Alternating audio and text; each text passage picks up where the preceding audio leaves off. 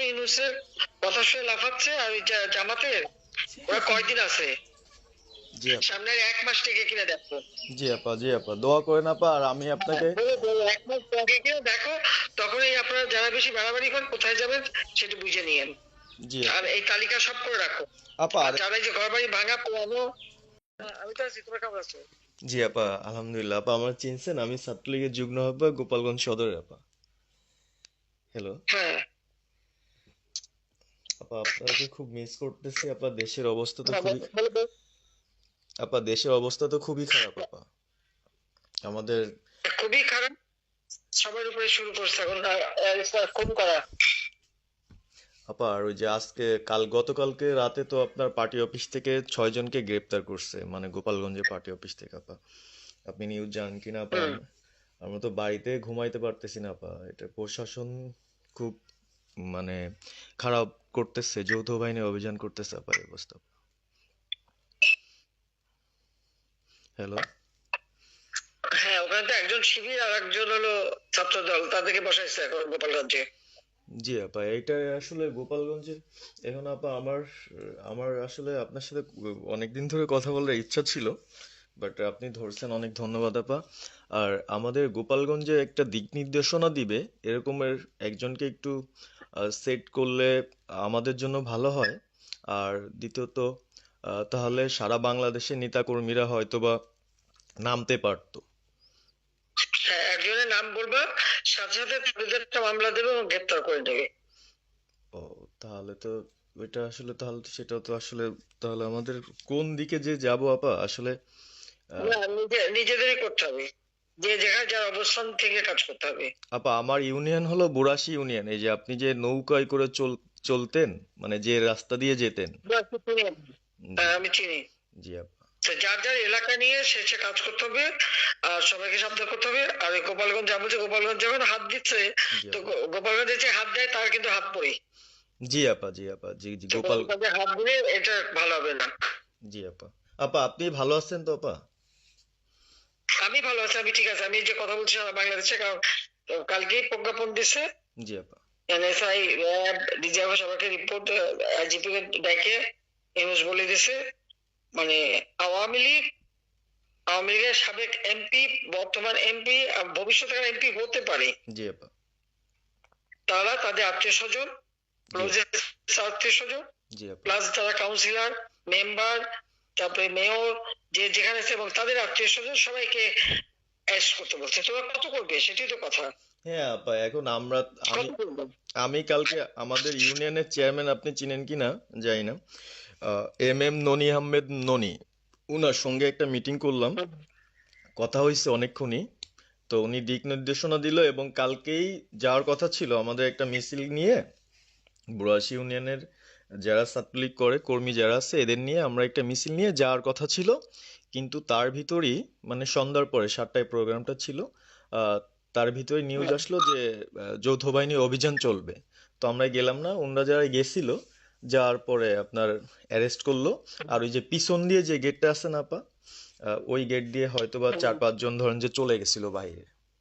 এই অবস্থা।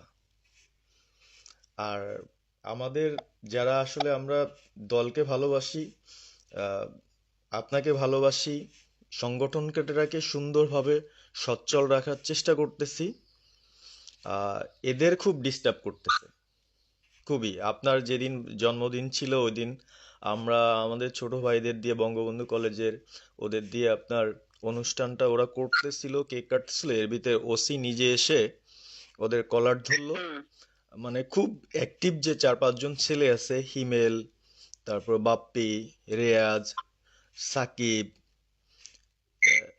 তারপরে সাব্বির, এরা বঙ্গবন্ধু কলেজের আসলে আহ, আমরা আমি ব্যক্তিগতভাবে যতটুক না করতে পারতেছি ওরা ততটুক করতেছে।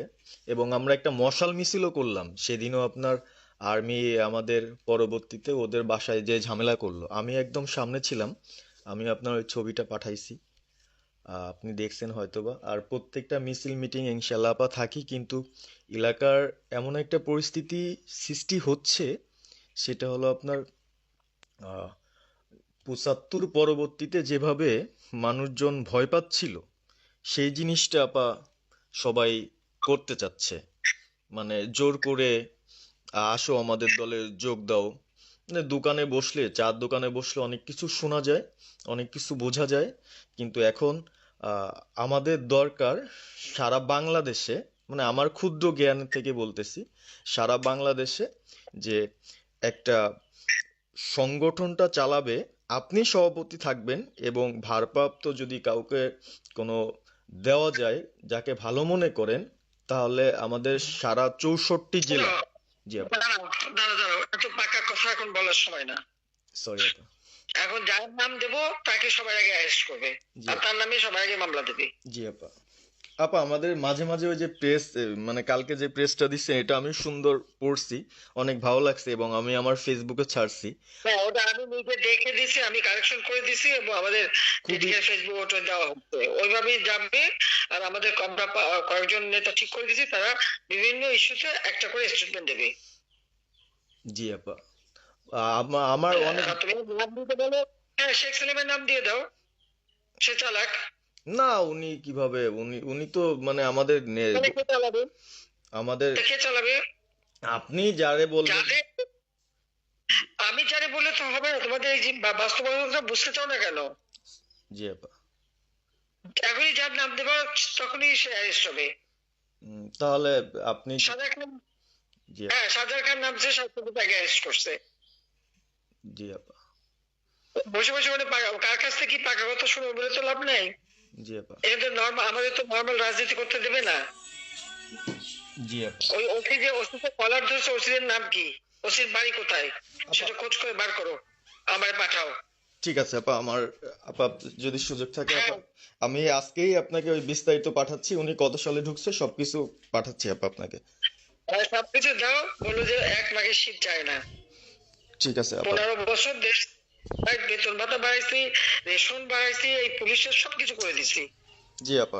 আর্মিদের করে দিছি। জি এই আপা। পর্যন্ত যে পর্যন্ত সব আমার প্রমোশন পাওয়া। জি আপা।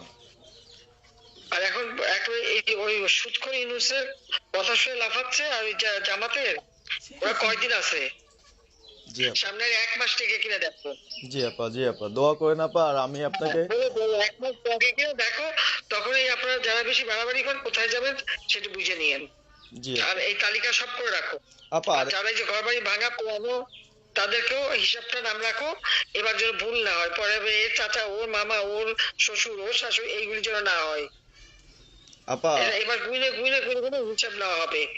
জি আপা। জি আপা। আমি গত 2001 কিচ্ছু বলিনি, আমি 2009 সরকার এসেও আমি ওসব কাউকে কিছু বলিনি, আমি দেশের উন্নয়ন করছি।